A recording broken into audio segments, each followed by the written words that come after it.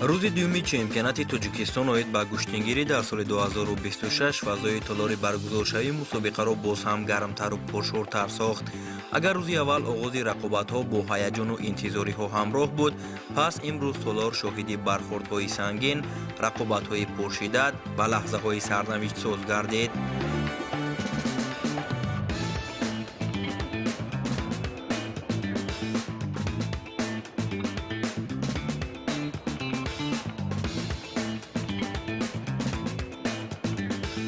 дар ин рӯз паҳлавонон дар вазнҳои 78, 86, 95 ва ҷамъи 95 килограмм миёни мардон ва дар вазни то 70 килограмм миёни бонувон ба гилем баромаданд. маҳз дар ҳамин вазнҳо мухлисон шоҳиди рақобатҳои ҷолибу диданӣ гардиданд. чӯле ки ба ҳамагон маълум гардид, аз рӯи нақшачорабиниҳои кумитаи кор бо ҷавонон ва варзиши назди ҳукумати ҷумҳурии Тоҷикистон ва дар якҷоягӣ бо Федератсияи куштингирии Тоҷикистон тӯли 2 рӯз чемпионати ҷумҳурии Тоҷикистон оид ба куштингирӣ байни калонсолон баргузор гардид ки аллакай тими мунтахаби ҷумҳурии Тоҷикистон аз рӯи 7 вазн миёни мардон, 3 вазн миёни бонувон маълум гардид. хеле ки мо шоҳиди ҳол гаштем дар рӯзи дуюми қувваозмоӣ, яъне ки чеҳраҳои нави куштингирӣ дида шуд.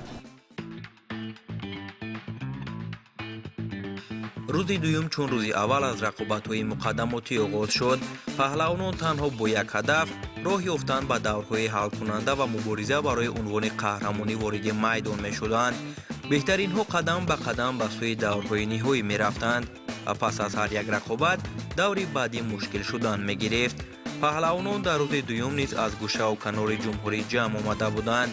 роҳбарияти федератсияҳои гӯштингирӣ дар минтақаҳо низ таъкид менамоянд ки барои рушду ривоҷи ин варзиши аҷдодӣ тамоми имкониятҳоро истифода мебаранд, зеро гӯштингирӣ танҳо як навъи варзиш нест, он бахше аз ҳуввияти миллӣ, рамзи нерӯу мардонагӣ ва ифтихори таърихии мост.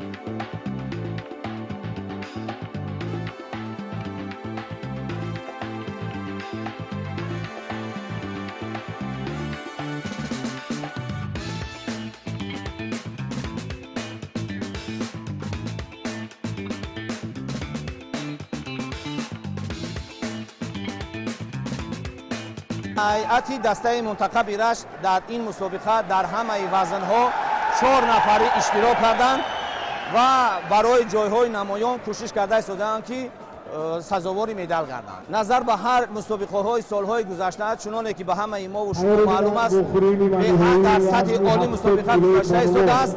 тамоми чеҳраҳои нав пайдо шуда истодаанд. ҳамин аст ки сатҳи гӯштин назар ба солҳои дигар дар як сатҳи олӣ гузашта истодааст.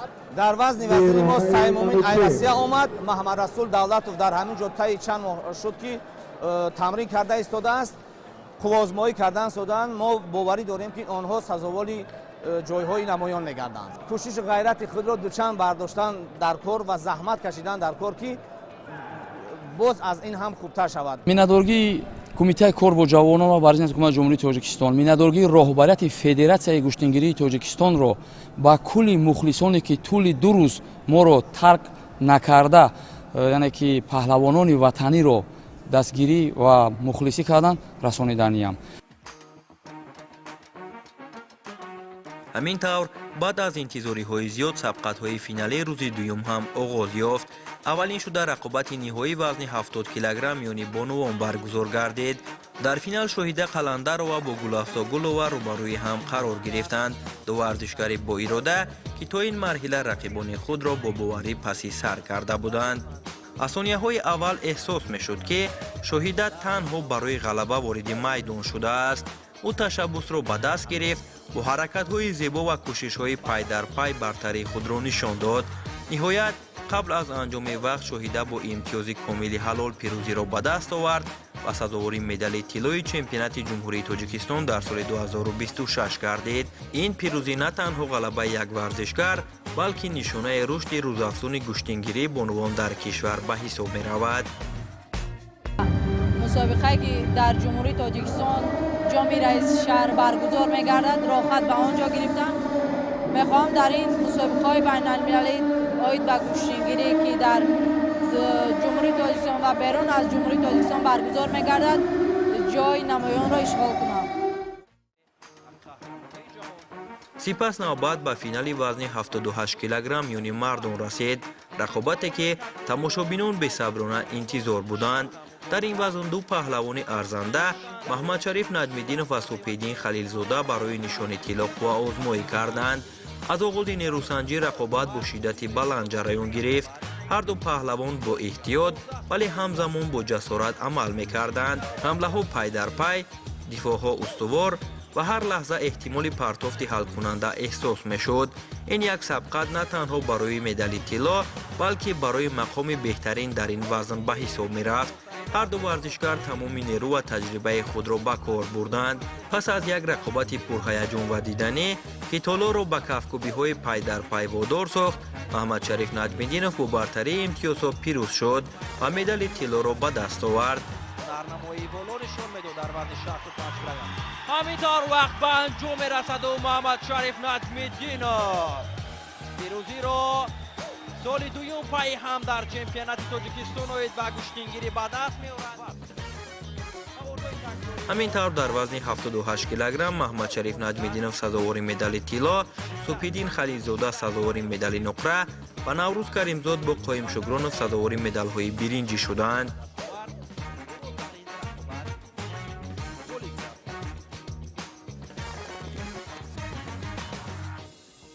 چگونه شما میدونید بار دوم است که من پای هم قهرمان تاجیکستان میگردم و پارسال هم دو کرات قهرمانی مسابقه بین المللی در خود تاجیکستان گشتم و جام رئیس شهر و مسابقه بین المللی که در پنجکین برگزار گردید.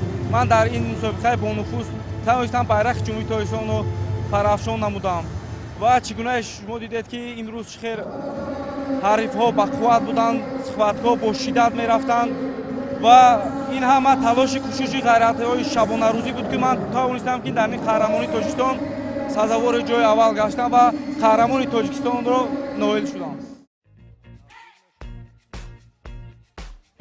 پس از نیروسنجی های پرشدت وزن 78 کیلوگرم نوبت به وزن 86 کیلوگرم رسید. در این وزن مخلصان شاهد فینال جالب و دیدنی گردیدند. اغنظر نظرов پهلوان موفق و قهرمان جهان اوید به گشتینگیری با نماینده ولایت مختار کوهستان بدخشان بهروز امامov به فینال این وزن برآمدند. راه آنها به فینال آسان نبود. اغنظر در دور نیم نهایی بر نکروز حسنov دست بالا شد و بهروز باشد برادر اغنظر علیشیر سعیدov را مغلوب کرد. بسیاری ها انتظار داشتند که در فینال اکا و دودر با هم قوا آزمایی میکنند، اما ورزش همین است. پلیسم که با 5 حریف خود دست بالا شدم، سزاوار جای اول شدم. حریفان بسیار سرسخت بودند، مسابقه بسیار در یک سطح بلند گذشت. من توانستم که بار نهم در چمپیونات جمهوری تاجیکستان بین کلانسالان چمپیون شدم. خیلی حرکت کردیم در گشتنی زدا در گرند اسلم ها 4 مرتبه توانستیم که چمپیون جمهوری تاجیکستان شدیم از گشتنی زدا. اما وقتی من نخندید در مسابقه‌های بیرون از تاجیکستان من خیلی حرکت کردم که از گشتنی زدا هم مدال به دست بیارم، اما برادر ما هم این روز خیلی گشتنی خوب گرفت و به خط فینال آمد. با نیم نهایی برآمد. اگر که میتوانست که به فینال برآمد من عنوان چمپیونی را با برادرم میدادم، برای که من خیلی زیاد در چمپیونات تاجیکستان جای اول شدم. خب علیشیر چی میگوید و بحثا بر رقابت‌های امروزا؟ رقابت‌ها خیلی حریفان سرسخت داشتیم. ما رو 3 حریف هم رو مغلوب کردم. در آخرین نیمه نهایی کمی خطاگی کردم. در مسابقه آینده آنها را جبران میکنم. رو افتادن هستی؟ نه، از آینده بهتر بکنیم.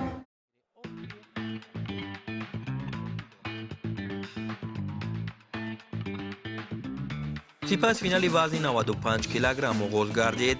رقابتی که از اول تا آخر پرشدت جریان گرفت. در گلیم تویچیبک شریپov و محمد اقبال تاشov برای عنوان قهرمانی قوا آزمایی کردند. هر دو با اراده قوی و آمادگی خوب وارد میدان شدند. حمله ها پی در پی، دفاع ها استوار و مبارزه قریب در هر لحظه دیگرگون میشد.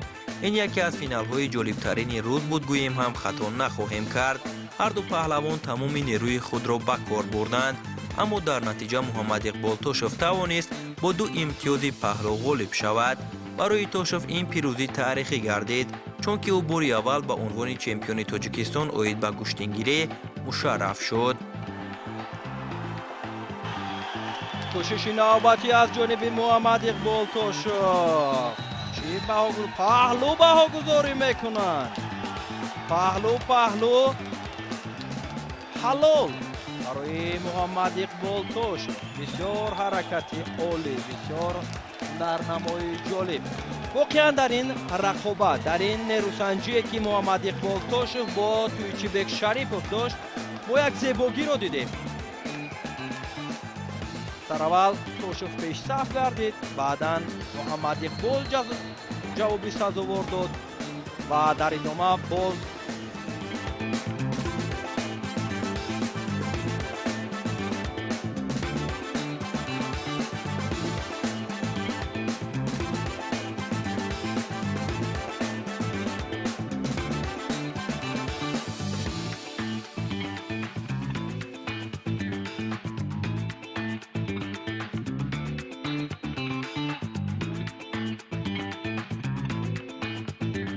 дар вазни 95 кило бо 5 ҷариби худ хубозмоӣ кардам ва сазовори медали тилло гаштам.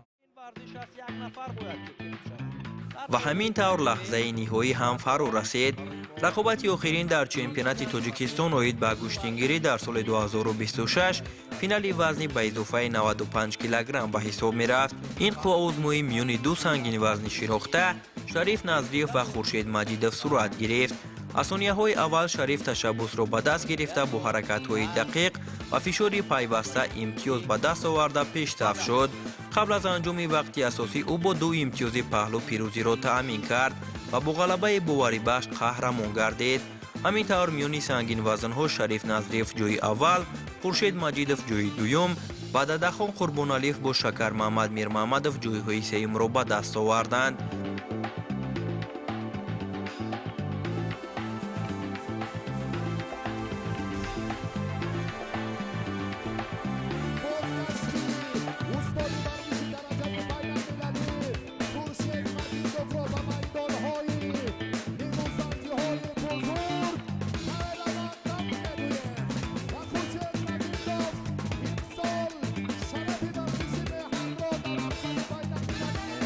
سیوم میباشد که ما چمپیونات جمهوری تاجیکستان را از نمود گوشتنگیری میتوانیم وزنی از همه گران را به دست بیاریم که امروز تیاری ما خوب بود.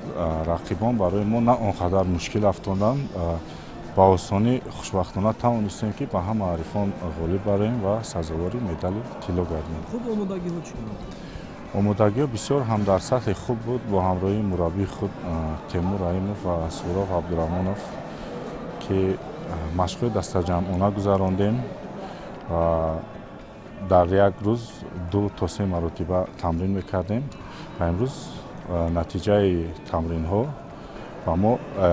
با ما یک نتیجه خوب دادن که توانستیم جای اول بشکنیم.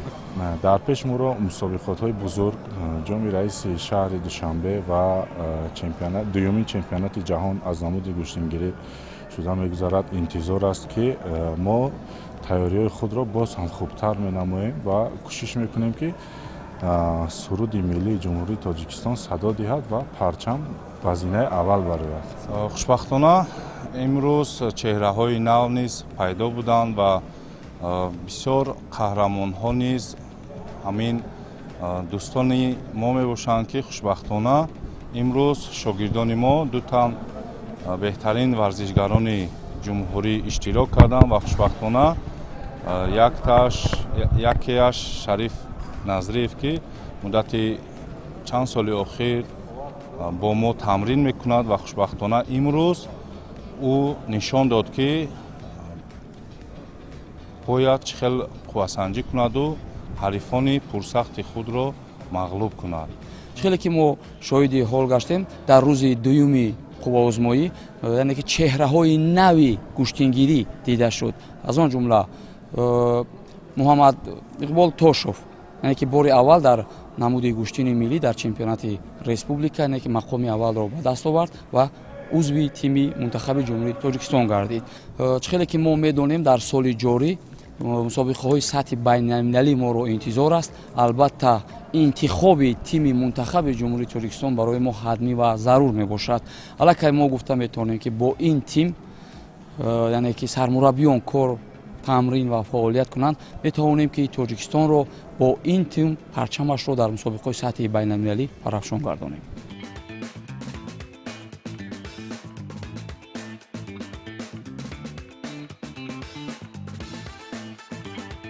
این چمپیونات نشان داد که سطح گوشتنگیری در کشور با سرعت رشد میکند. هم میان مردان و هم میان بانوان رقابت شدید، دیدنی و پر از هیجان بودند. هر یک مدال با زحمت، اراده و صداقت نصیب پهلوان ارزنده گردید. همکنون غالب و جایزه‌داران چمپیونات تاجیکستان را در سال 2026 هفتمین جام رئیس شهر دوشنبه انتظار است و بهترین ها در وزن‌های خود می توانند در دومین چمپیونات جهان گوشتنگیری تاجیکستان را معرف گر باشند.